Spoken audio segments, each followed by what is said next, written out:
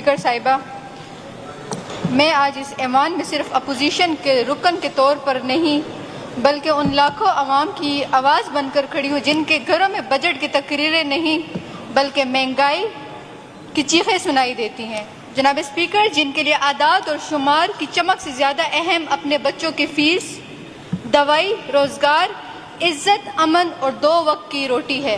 جناب اسپیکر، ہم اگر اس بجٹ کی بات کریں تو یہ بجٹ محض صرف 1 سال کی ریفلیکشن نہیں ہے۔ ہم اس بجٹ کو 13 ایئر ریفلیکشن پروسیس دیکھیں گے، کیونکہ ایک حکومت کے پاس اگر 13 سال کا ایک طویل عرصہ گزرے اور اس میں بھی ان کے پاس جواز ہو کہ ہمارے پاس بجٹ کم تھا، ہمارے پاس وسائل نہیں تھے، ہم پچھلی حکومت قصوروار ہے، تو مجھے نہیں لگتا کہ اس طرح کی اسٹیٹمنٹ سے وہ اپنی کارکردگی کو چھپا سکتے ہیں۔ جناب speaker, before coming to the facts and figures, I would like to ask a few questions. Will this budget create jobs for our youth?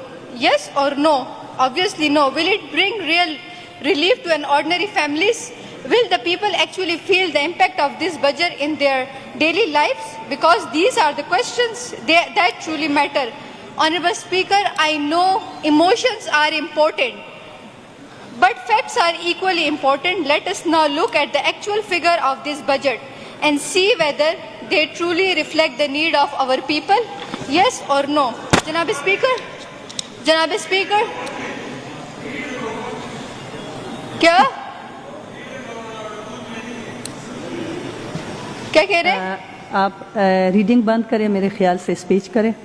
یہ جو چیز آپ جناب اسپیکر، میں کوئی عالم فاضل نہیں ہوں کہ فیکٹس کو میں اپنے مشین میں بٹھاؤں گی، obviously میں دیکھ کے ہی کروں گی۔ تو ہم نے آپ کی بجٹ کی اسپیچ کو تفصیل سے سنا ہے، آپ بھی آرام سے بیٹھے اور تفصیل سے سنیں۔ یہ بیچ میں ٹونٹ کرنا، ڈی گریڈ کرنا، یہ کوئی بات نہیں ہے۔ ٹھیک ہے ایمن صاحبہ، جناب اسپیکر میرا ٹائم ویسٹ کر رہے ہیں، میرا ٹائم ویسٹ نہ کریں، اور کچھ آتا تو نہیں ہے، بس ڈی گریڈ کرنا آتا ہے۔ کوئی بات نہیں، آپ بات کریں، کوئی بات نہیں، آپ کریں۔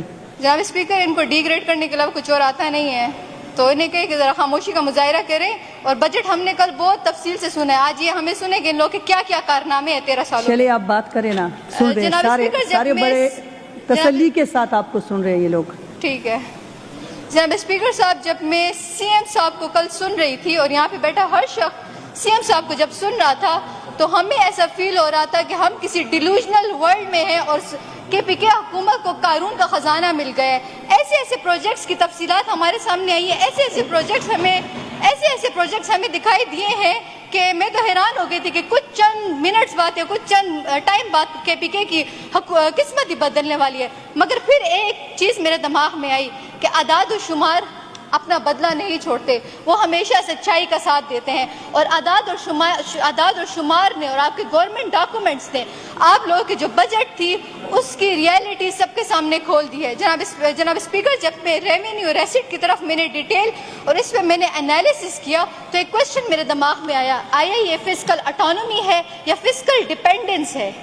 ہماری جتنی بھی ہم لوگ اگر اس چیز پہ فوکس کریں تو ہمارے پاس ہمارا ٹوٹل 2122 ارب جو ہے وصولات ہیں، ٹھیک ہے، ہماری اپنا جو ہے 8.2% ہمارے پاس اپنی آمدن ہے، تو کیا ہم نے باقی چیزیں ہم نے ڈیپینڈنٹ رہنا ہے؟ تو یہی سوال میرا پھر ہے مزمل صاحب سے کہ کیا یہ فسکل اٹانومی ہے یا فسکل ڈیپینڈنس ہے؟ کیا ہم لوگوں نے پوری زندگی 13 سال ایک حکومت کے گزارنے کے باوجود بھی ہم لوگوں نے فسکل ڈیپینڈنسی پہ گزارنی ہے؟ جناب اسپیکر، ایک اور اہم پوائنٹ، خسارے، ڈیفیسٹ کی بات کروں گی، میں خسارے کی بات کروں گی۔ جناب اسپیکر، پہلے تو وہ مجھے باتیں سنا رہے تھے کہ آپ یہ کریں وہ کریں، ابھی خود گپے لگا رہے ہیں، ان کو کہ سنیں تو ذرا کچھ سیکھیں۔ آپ کنٹینیو رکھیں، آپ کے پاس صرف 10 منٹ کا ٹائم ہے۔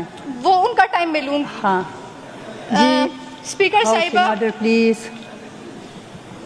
اسپیکر صاحبہ، ڈیفیسٹ کی بات کی ہے اور ڈیفیسٹ اعداد و شمار سے ہمیں یہ شو ہوا ہے کہ ہمارا جو صوبہ ہے وہ ڈیفیسٹ کی طرف جا رہا ہے، پر پراپر حکمت عملی ہے کہ اس ڈیفیسٹ کو کیسے ختم کرنا ہے وہ بجٹ میں کہیں نظر نہیں آئی، تو وہ عوام کے سامنے رکھے کہ ہم نے اس کو کیسا پورا کرنا ہے۔ کیا ہم نے عوام سے دوبارہ سے ٹیکسز کا وہ شروع کرنا ہے، سلسلہ شروع کرنا ہے؟ اس چیز پہ بھی فوکس کریں۔ جناب اسپیکر، چونکہ میں یوتھ ریپرزینٹیٹیو ہوں، میں اپنی یوتھ کو ریپرزینٹ کرتی ہوں، اور خیبر پختونخوا کی 60% آبادی نوجوانوں پر مشتمل ہے، اور ہماری سب سے روشن امید، مگر اس بجٹ نے اس امید کے ساتھ کیا کیا، آئے اس پہ بھی ذرا روشنی ڈالتے ہیں۔ حکومت نے نوجوانوں کے لیے کچھ منصوبے ضرور رکھے ہیں، لیکن خود مختاری فراہم کرنے کے بجائے چند محدود سرگرمیوں کے مطلب کھیل کے میدانوں میں منصوبے ایسے رکھے ہیں۔ تو کیا ہمارے صوبے کے نوجوانوں کا مسئلہ صرف کھیل کے میدان ہے؟ کیا روزگار نہیں ہے؟ کیا آئی ٹی سکلز یا اس طرح کے ہب وغیرہ کا کریٹ ہونا نہیں ہے؟ جناب اسپیکر، بے شک آپ لوگوں نے بلا سود قرضہ دیا ہے یونیورسٹی کے اسٹوڈنٹس کو، تو آپ خود سوچیں کہ ہمارا ایسا صوبہ جہاں پہ ہمارے پاس بے روزگاری کا ریٹ سب سے ہائی ہے، اس پہ آپ مزید قرضہ دیں گے تو وہ قرضہ کیسے پورا کریں گے؟ تو ہمیں ان ساری چیزوں کے بارے میں سوچنا چاہیے۔ ہم اپنی یوتھ کے لیے ہماری کیا انیشیٹیوز ہیں؟ ہم نے یوتھ کے لیے تو بہت سے پروگرام رکھے ہیں، بہت سی چیزیں رکھی ہیں، بٹ پروگرام محض صرف ایک پیپر کی فارم میں موجود ہے، کیونکہ ہم اگر پریویس ایئر کا انالیسس کریں تو اس میں بھی ہمارے پاس بہت زیادہ یوتھ کے لیے پروگرامس ہیں۔ ہم نے یوتھ کے لیے یہ کیا، کیونکہ آپ لوگوں کا مینیفیسٹو یوتھ پہ ڈیپینڈ کرتا ہے، ہم نے یوتھ کے لیے یہ کیا، ہم نے یوتھ کے لیے وہ کیا۔ تو پریویس جو جتنے بھی پروگرامس تھے اور پریویس جتنے بھی آپ لوگوں نے بجٹ ایلوکیٹ کیا، اس میں ہمیں کوئی کارکردگی نظر نہیں آئی۔ تو اتنی موٹی بک جو آپ نے ایک نام دیا ہوا ہے خوشحال سٹیزن بجٹ، آئی گیس، اور خوشحال مجھے نہیں سمجھ آ رہا کہ خوشحالی کس کے لیے ہے؟ کیا حکومت کے منسٹرز کے لیے خوشحالی یا ہماری عوام کے لیے خوشحالی ہے؟ تو جناب اسپیکر، ان ساری چیزوں کے بارے میں بھی سوچنا چاہیے۔ ایمن صاحبہ، آپ کنکلوڈ کرنے کی کوشش کریں پلیز۔ میں کرنے کی کوشش کر رہی ہوں۔ جناب اسپیکر، ہم لوگ بات کرتے ہیں ایجوکیشن کی، چونکہ آپ نے کہا کنکلوڈ پوائنٹس تو بہت زیادہ ہے، بٹ میں کوشش کروں گی کہ اس کو کنکلوڈ کروں۔ ہمارے پاس آلریڈی ایگزسٹنگ اسکولس اویلیبل ہے۔ مجھے سمجھ نہیں آتی کہ 72 منسٹر کے نام پہ ماڈل اسکول کریٹ کرنے کی کیا تک ہے، کیوں اس میں ایسی کیا خاص بات ہوگی جو پریویس آلریڈی ایگزسٹنگ اسکول ہے اس میں نہیں ہے؟ تو حکومت کو چاہیے تھا کہ جو آلریڈی ایگزسٹنگ اسکولز ہیں انہی پہ کام کرے۔ جو ڈراپ آؤٹ بچے ہیں ان کو جو آپ نے بجٹ رکھا ہے 5 ارب، اس کو بڑھا کے زیادہ کرے، کیونکہ ڈراپ آؤٹ ریٹ ہمارے صوبے میں سب سے زیادہ ہے، اس کو کم کرنے کی کوشش کرے۔ جو آپ نے ڈیولپمنٹل بجٹ ایجوکیشن سیکٹر میں دیا ہے وہ انتہائی کم ہے، اس کے مقابلے میں آپ نے ایسا بجٹ رکھا ہے جو کہ سیلریز کا بجٹ ہے، پینشن کا بجٹ ہے، ان ساری چیزوں پہ زیادہ فوکس کیا۔ تو ہماری اگر ڈیولپمنٹ نہیں ہوگی تو ہمارا صوبے، ہمارے بچے آگے کس طرح جائیں گے؟ جناب اسپیکر، میں شکریہ ایمن جلیل صاحبہ۔ میں خواتین کی بھی ریپرزینٹیٹیو ہوں۔